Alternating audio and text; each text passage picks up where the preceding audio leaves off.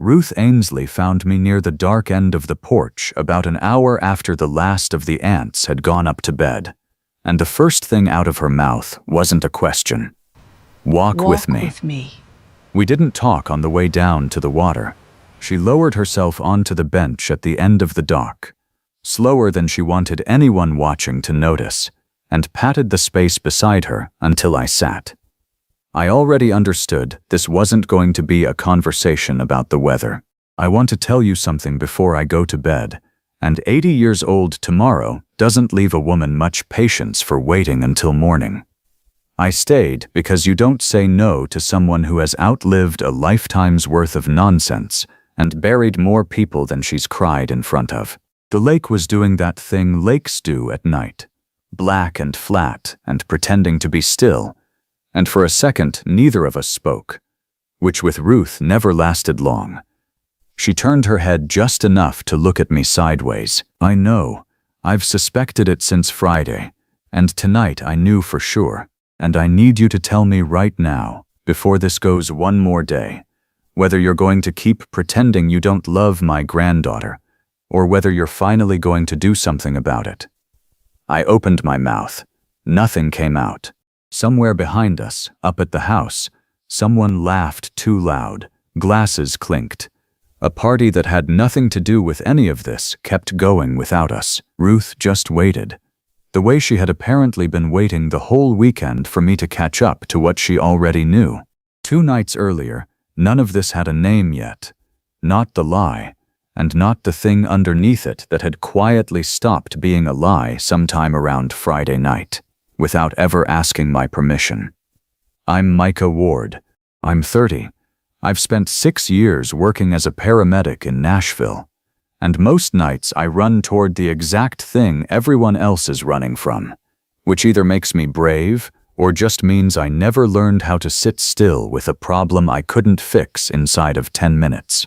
That Thursday I'd finished a double shift, my hands still smelling faintly of antiseptic, and I was eating cold noodles over my kitchen sink when my phone lit up with a name I hadn't expected to see that night.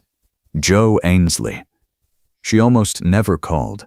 8 months of knowing each other, maybe 4 phone calls total, the rest all texts and an occasional Sunday coffee that had quietly turned into a habit neither of us bothered naming out loud.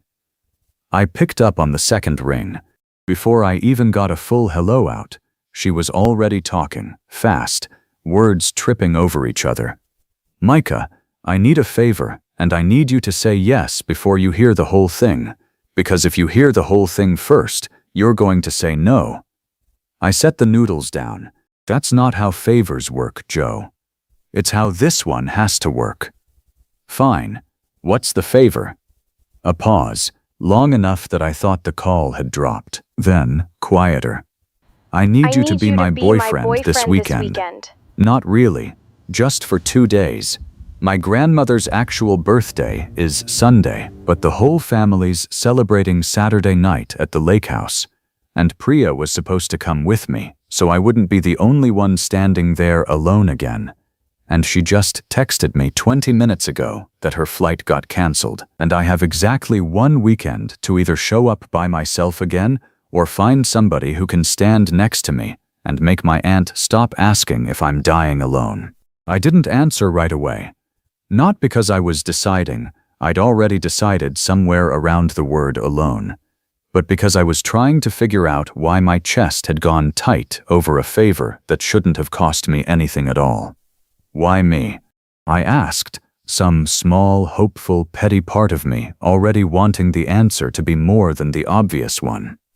Because you're the only man I know who wouldn't make this weird afterward, and because my grandmother's knees have been bad, and there's been talk, quiet talk, about whether the house gets sold before winter instead of after, so this might be the last summer she wants to do this at all. And I would rather show up with someone who's kind to me than spend the whole weekend watching my mother's face fall every time somebody asks why I'm still single. There it was, the thing underneath the thing. Not embarrassment, grief, dressed up as a favor. I didn't need to think about it. Okay, I'll do it. She let out a breath I could hear clear across the city. "You have to actually commit," she warned. "My cousin Camille has been circling this family like a shark since I called off my engagement, and if she smells anything fake, she will make it her personal mission to expose us in front of 40 people and a birthday cake." "I'm serious," Camille cross-examines. I laughed, and it came out more nervous than I meant it to. "Send me the file." "What file?" "The one where I learn everything about you a real boyfriend would already know." A pause, softer than the rest of the call. "I already started making it 20 minutes ago, before you even said yes." I didn't tell her that detail sat somewhere warm in my chest for the rest of the night. I told myself it didn't mean anything. I was wrong about that almost immediately, though it would take me until a dock in the dark 2 nights later to actually admit it. Friday morning I pulled up outside her shop, and she was already locking the front door with a duffel bag over one shoulder and a garment bag draped over the other, calling instructions back through the glass to whoever she'd left in charge. "Water the ranunculus, not the roses. The roses are fine." She dropped into the passenger seat, still finishing the sentence, and it was a full 3 minutes before she spoke a word to me, which felt about right for both of us.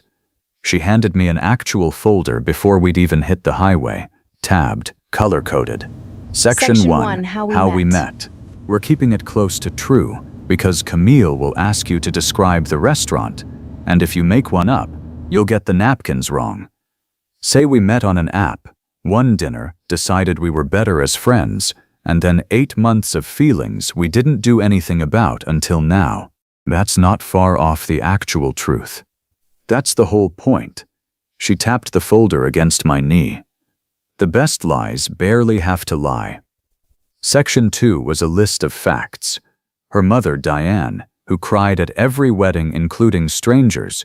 Her father, Paul, who would ask me exactly one question about my job and then talk about lawn fertilizer for the rest of the weekend.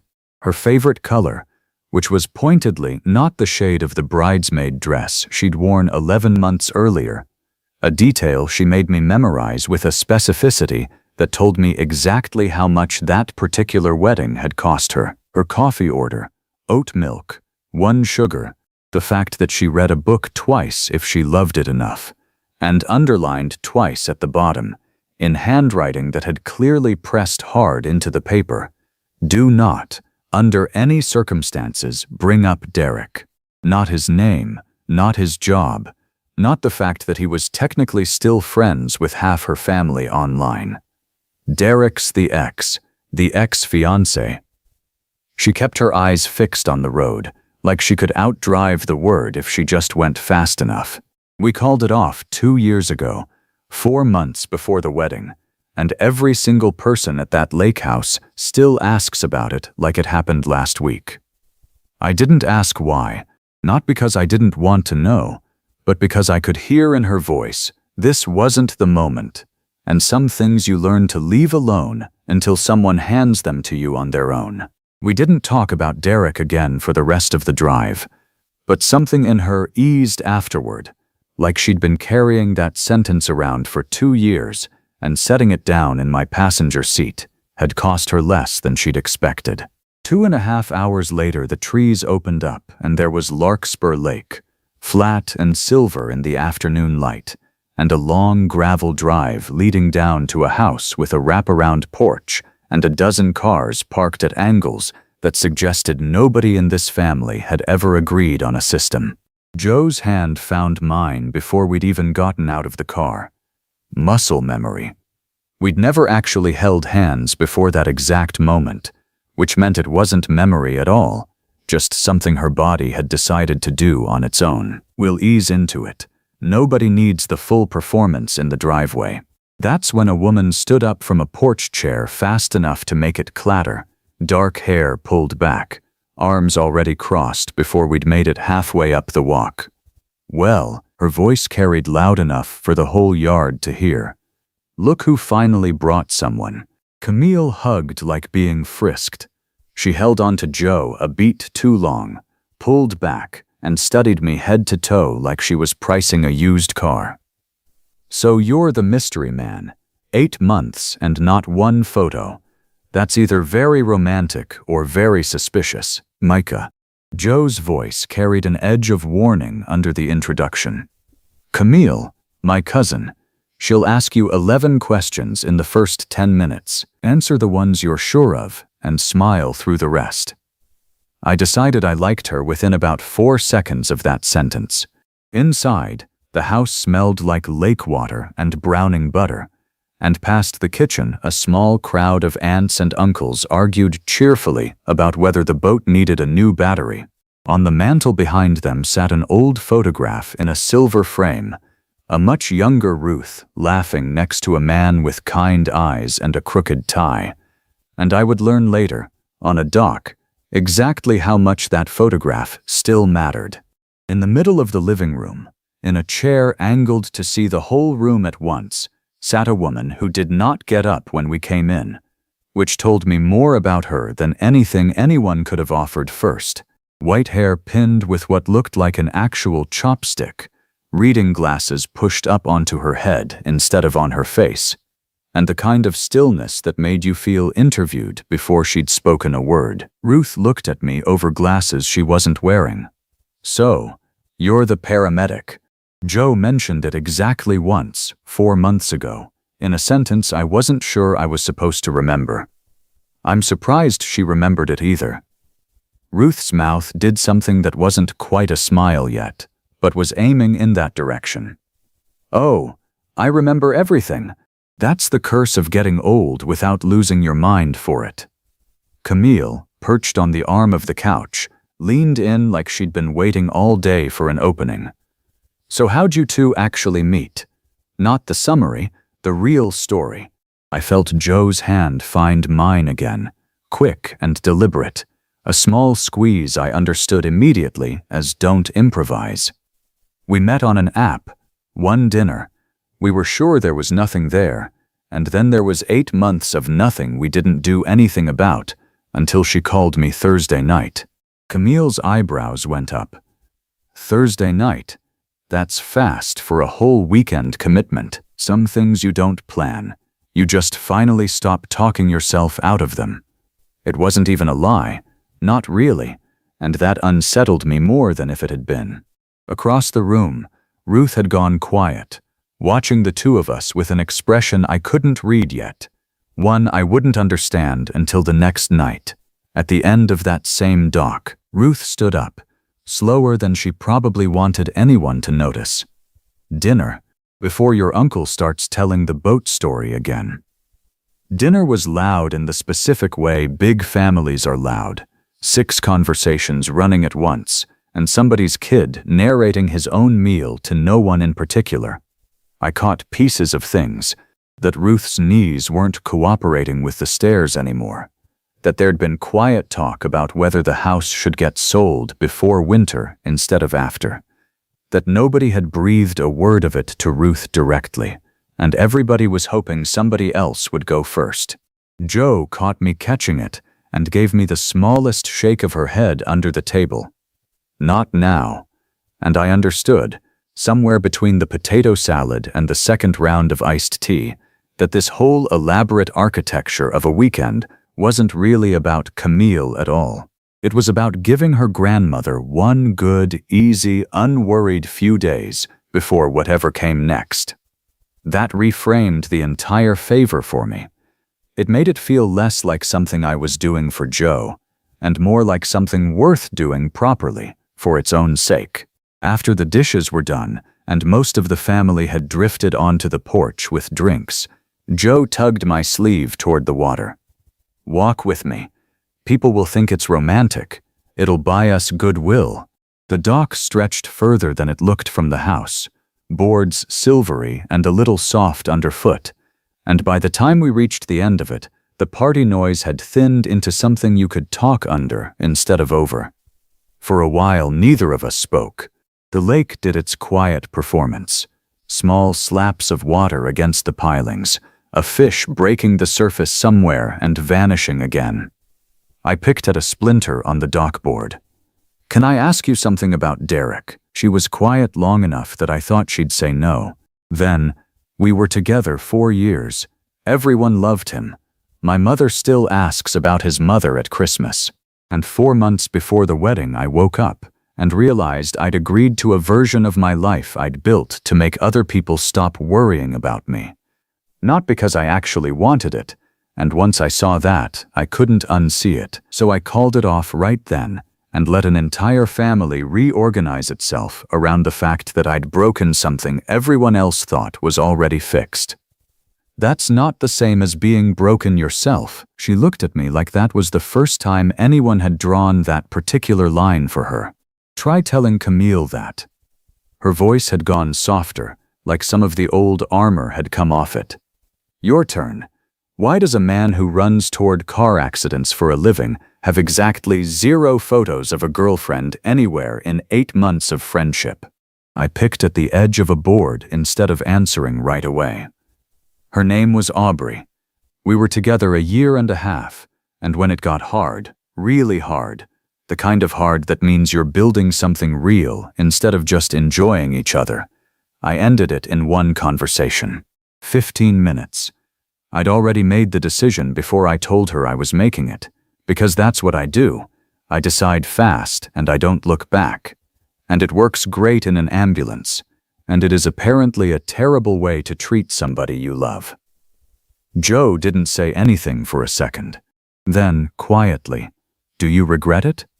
"Every day I don't think about it, which is most days. So I guess the honest answer is I've gotten very good at not finding out." Somewhere behind us a door banged and somebody called Joe's name, one of the aunts. Something about cake for tomorrow. And the moment folded itself shut before either of us could do anything with the 2 feet of dock still between us. She stood up first. "We should go back before Camille sends a search party." She held out a hand to pull me up, and for 1 second too long, neither of us let go. Saturday morning, before the rest of the house was fully vertical, Joe volunteered us for an ice run, which I quickly understood was code for "get me out of this house for 45 minutes before I lose my mind." The town near Larkspur Lake was small enough that the general store doubled as the hardware store, and the only place selling birthday candles that weren't shaped like the number 8. While Joe argued with the register about whether they had enough ice for 40 people, I found a shelf of cheap paperbacks by the door and pulled one out at random. A beat-up mystery with a cracked spine. Because somewhere in that folder it mentioned she reads a book twice if she loves it enough, and I had a sudden, stupid urge to give her something worth reading twice. I paid for it separately and tucked it into my jacket without saying anything. Outside, loading ice into the trunk, a woman about Joe's age stopped on the sidewalk and did a visible double take. "Joe Ainsley." Her tone had the particular relish of someone who's been waiting years to ask an invasive question in public. "I heard about you and Derek. Everything okay?" I watched Joe's shoulders go tight for exactly 1 second before she recovered. Joe reached back for my hand without looking, like she'd done it 100 times instead of twice. "Better than okay. This is Micah." The woman's eyebrows went up, did the math, offered something polite and clearly disappointed there wasn't more gossip available, and moved on down the sidewalk. Joe let out a breath once she was gone. 2 years, and people still ask like it happened last week. "You didn't flinch." I flinched internally. Externally, I've had a lot of practice. We got back in the car, and for a second before she started the engine, she just sat there, hands on the wheel, looking at the store window. She spoke without turning her head. "Thank you. Not for today, for not asking me to explain Derek again just because someone else brought him up. I know you want to." "I do, but you already told me the important part on the dock. The rest is yours to tell whenever you feel like it, if you ever do." She looked at me for a long moment, the kind of look that has weight to it, and I thought, absurdly, that I would drive to this exact parking lot every day for the rest of my life if it meant getting looked at like that again. Then her phone buzzed, Camille, texting in all capital letters, asking where the ice was and whether we'd eloped on the way to buy it. Joe laughed, the tension breaking all at once, and put the car in reverse. We should probably get back before she starts planning our second wedding. The rest of Saturday moved fast, the way good days do when you're not paying close enough attention to hold on to them. There was a card game on the porch that Joe's uncle took far too seriously. A raft war in the shallow end that ended with 3 grown adults soaked to the skin. And somewhere in the middle of it, the performance stopped feeling like performance at all. I caught myself reaching for her hand before I remembered we were supposed to be selling something. She caught herself leaning into my shoulder during the card game, like it was just where she went now. Neither of us mentioned it. Around 2 o'clock, a determined 7-year-old named Wyatt, who had spent the morning declaring himself team captain of a sport nobody else was playing, went down hard off the dock ladder and came up screaming with a gash across his palm, bleeding enough to scare every adult on the property into useless motion. I was already moving before I'd finished registering the sound, kneeling in front of him with his hand wrapped in my shirt. Pressure? Elevate. Don't look at it. Look at me. I talked him through it in the same flat, steady voice I use on strangers at 3 in the morning. Because panic hates a calm voice more than it hates almost anything else. 4 minutes later, the bleeding had slowed to something manageable. Once it was fully controlled, I cleaned and dressed the wound, checked that he could move and feel every finger, and told his parents he still needed urgent care in town to make sure no tendon had been damaged. Wyatt had stopped crying by then and started narrating his own injury like a war story. And I looked up to find half the family standing in a loose, silent circle around us, Ruth at the front of it, watching me with an expression I still couldn't fully name. Camille, watching from the edge of the circle, shook her head. That's not first date material. But there wasn't any bite left in it. That's just what he does. Joe's voice had gone quiet, like she was correcting something small but important. And that sentence landed somewhere under my ribs harder than it should have for something so simple. Ruth didn't say a word. She just looked at me a beat longer than felt casual, then turned and went back up to the house, and I didn't think much of it until later, when I understood she'd already started building the conversation she was going to have with me that night. Camille found me alone at the boathouse that evening, while Joe was inside helping frost a cake that didn't need frosting. She leaned in the doorway with her arms crossed, in full cross-examination mode, exactly as advertised. Quick question. If this is real, you'll know it without thinking. How does she take her coffee? I didn't even have to reach for the folder in my head. Oat milk, 1 sugar. She'll pretend she doesn't want a second cup, and then drink half of mine. Camille's arms stayed crossed, but something in her face slipped for just a second, like a door that wouldn't quite latch. That's oddly specific for 8 months of nothing. People notice things about people they pay attention to. Doesn't mean what you think it means. Doesn't not mean it either. She walked off before I could decide if that had been a win or a loss. 20 minutes later, it was Joe's turn. She found me on the back steps and sat close enough that our shoulders touched. Camille cornered me in the kitchen. She wanted to know why a man I've never mentioned in 8 months of phone calls suddenly knows my coffee order better than my actual last boyfriend did. I told her I have no idea what she's talking about. She told me I looked terrified. Joe's tone stayed light, but her eyes didn't.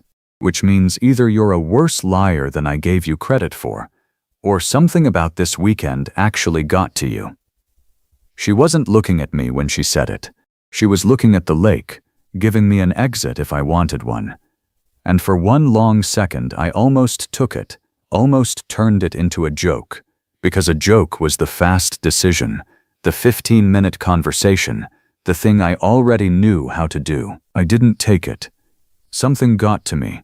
I'm still figuring out how much. She nodded slowly, like that was an acceptable answer, even though I could tell it wasn't the whole one she wanted. And we sat there without saying anything else until somebody yelled that the cake was ready, 3 hours early, because nobody in this family could wait for anything. The early birthday dinner itself was almost too easy, which should have told me something. Ruth sat at the head of the table in a paper crown. One of the little cousins had made her. 80 candles clearly not happening, but somebody had lit an ambitious cluster of 12, and toasts went around the table, getting progressively more embarrassing the more wine got poured. Joe's phone sat charging on the kitchen counter, forgotten, screen lighting every few minutes with notifications nobody was watching. Except Ruth walked past it on her way back from the bathroom sometime after the cake, the way you do when you're the kind of person who notices everything whether or not anyone invited her to. I only knew because I saw her stop, just for a second, long enough to read a text sitting open on the lock screen from a name I recognized, Priya, something about hoping the fake boyfriend plan was going smoothly, and that she owed Micah one for stepping in after her flight got canceled. Ruth's face didn't do anything dramatic. She didn't gasp, didn't drop a plate. She just turned the phone face down, quietly, like she was tidying up after someone, and walked back to her seat at the head of the table like nothing in the world had happened. I thought I was the only one who'd noticed. I sat through the rest of dessert with my heart going in a way it never does at actual emergencies, refilling glasses nobody had asked me to refill just to have something to do with my hands, waiting for the moment she'd stand up and announce it in front of everyone. It never came. She caught my eye once, near the end, over the candles, and held it a half-second longer than a woman blowing out a wish should, and I understood, with a kind of cold clarity, that the quiet part of this weekend was over. The porch had long since emptied into nothing but citronella candles burning low by the time we were sitting together at the end of that same dock. And it was only then that I realized, a beat too late to mention it, that she'd walked me down here with the same 3 words Joe had used the night before. I still didn't have an answer for the question she'd already asked me, the one about pretending. But Ruth wasn't waiting on it anymore. She'd had a hunch since Friday, she told me, and tonight's text had turned the hunch into certainty. She'd been keeping a private list all weekend, and she started reading it back right there on the dock.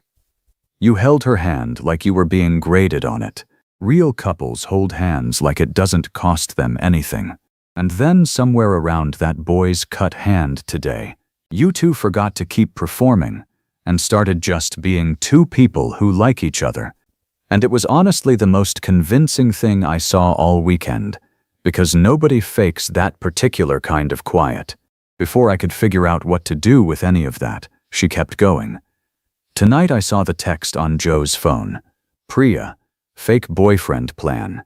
I'm old, not blind. I opened my mouth to explain, to apologize, to do something with the 15 minutes of fast talking I'm usually good at. And she held up one hand, the same gesture she'd probably used to silence rooms for 6 decades. I'm not angry. I want to be very clear about that before you say something foolish. I'm 80 years old tomorrow. I buried Walter 11 years ago, and if there's one thing I learned in 45 years of marriage to that man, it's that love almost never looks like the movies. It looks like somebody remembering how you take your coffee. It looks like a man kneeling beside a screaming child because it's simply what he does, without looking around first to see if anyone's grading him for it. You knew her coffee order. That's not something men fake, Micah. Performances get the big things right and miss the small ones every single time. You have every small one down cold, which means one of 2 things. Either you're the single greatest liar to ever sit at my table, or you're exactly what you looked like out there today, and you're just too scared to say it out loud in case you're wrong. My throat had gone tight in a way 6 years on the job had never quite prepared me for. I don't know how to do the slow version, I admitted. I know how to decide something in 15 minutes and live with it. I don't know how to sit inside not knowing for 2 days and let it turn into something real instead of just deciding it is and hoping I'm right. Ruth patted my knee once, like that was the most sensible thing she'd heard all weekend. Then here's my last piece of advice as a woman turning 80 tomorrow, free of charge. Stop deciding. Just once, try noticing instead, and see where it takes you. Then, leaning in, her voice dropping to something quieter than anything she'd offered all weekend, she gave me the sentence that had been waiting at the start of all of this the whole time. Don't let this one go, Micah. Some of us don't get a second one. She stood up before I could answer, patted my shoulder once on her way past, and left me alone at the end of the dock with my heart going harder than it had all weekend, and absolutely no ambulance coming to help me with it. I found Jo exactly where I expected to, sitting on the porch steps with her knees pulled up, phone in her hand, staring at a text thread like it might rearrange itself into something less humiliating if she looked hard enough. She saw my face and set the phone down fast, the words already spilling out. She knows. My grandmother saw the text at dinner. I know she did. I saw her face change for half a second, and I've been sitting here for 40 minutes trying to figure out how to fix a lie in front of 40 people the night before her actual birthday. I sat down beside her. She's not going to say anything. She already talked to me. Jo went very still. What did she say? That she'd suspected it since Friday and knew for sure tonight, that she's not angry, that performances get the big things right and miss the small ones, and apparently I haven't missed a single small one all weekend. Jo turned to look at me fully then, the porch light throwing just enough gold across her face that I could see her trying to work out what I meant without making me say it first. What small ones? She asked quietly. Your coffee order. The fact that you read books twice when you love them, which is why there's a beat-up mystery novel in my jacket pocket right now that I bought without really thinking about why. The fact that you give orders about flowers like the world will end if the ranunculus gets overwatered. The fact that I've spent 8 months telling myself we tried the romantic thing once and it didn't take, when really what happened is we skipped the boring part where two people learn all the small stuff about each other and did it backward instead, and I've only just realized I know all of it anyway. Jo didn't say anything for a long moment. The lake kept doing its quiet thing behind us, and up at the house a light clicked off, then another. She chose her next words carefully, like she was setting each one down somewhere fragile. So this weekend, what was it for you? Real. Since sometime around the dock last night, if I'm honest, and definitely since that kid split his hand open and you looked at me like I'd done something ordinary instead of the thing I actually did, which was fall a little further for you in front of your whole family. Her breath caught, just barely, the kind of sound you'd miss if you weren't already listening for it. And you? What was it for you? She was quiet long enough that I thought maybe I'd gotten it wrong, jumped ahead, ruined the exact kind of thing Ruth had just told me to stop rushing. Then she reached over and put her hand flat against my chest, right over the spot that had been doing something complicated all night. I asked you because I trusted you. I'm asking you to stay because I don't want to trust anyone else with this particular version of me ever again. That was the whole answer, and it was also somehow not quite a yes or a no. So I did the only thing that felt honest, which was stop deciding and start noticing instead, exactly like I'd been told an hour earlier. I leaned in slow enough that she could have stopped me. She didn't. It wasn't the kind of kiss you perform for a family across a porch railing. Nobody was watching this one. It was just the two of us, and the lake, and nearly 80 years of somebody else's hard-won advice. And when we finally pulled back, Jo let out a laugh that sounded like it had been waiting all weekend to get out, and rested her forehead against mine. We're going to have to actually tell people something now. The truth's going to sound insane. Tell them the truth. Best lies barely have to lie. Turns out neither do the best true stories. Sunday morning, the whole family packed up in the particular chaos of people who love each other but cannot agree on how coolers work. And somewhere in the middle of it, I heard Ruth tell Joe's mother she wasn't ready to let the lake house go this year after all, that it could wait until she'd had at least one more summer of grandchildren tracking mud through the kitchen. Even Camille softened enough on her way out the door to tell me, grudgingly, that she still thought we were hiding something. Though this time the words came with a smile. Ruth caught my arm on the porch a few minutes later, steadier on her feet than she'd let anyone see all weekend. She looked between me and Joe, who was arguing with an uncle about whether the leftover cake could survive the drive home. "Well, I suppose I don't need to give you my advice twice." "No, ma'am." She patted my cheek once, the same hand that had pointed out coffee orders and small, unfakeable things the night before, and went off to find her paper crown before somebody threw it away. In the car, halfway down the gravel drive, Joe turned to look at me with the kind of grin she'd been rationing all weekend like it might run out. "So, what do we actually tell people when they ask how we started?" I thought about the folder, tabbed and specific, the last-minute favor that had turned into the realest weekend I'd had in years, and Ruth's voice on the dock telling me to stop deciding and start noticing. Tell them the truth. Her grandmother saw right through us before we did. Joe laughed, reached over, and laced her fingers through mine. No rehearsal in it this time. No muscle memory standing in for the real thing. Good. That's a much better story than the one in the folder anyway.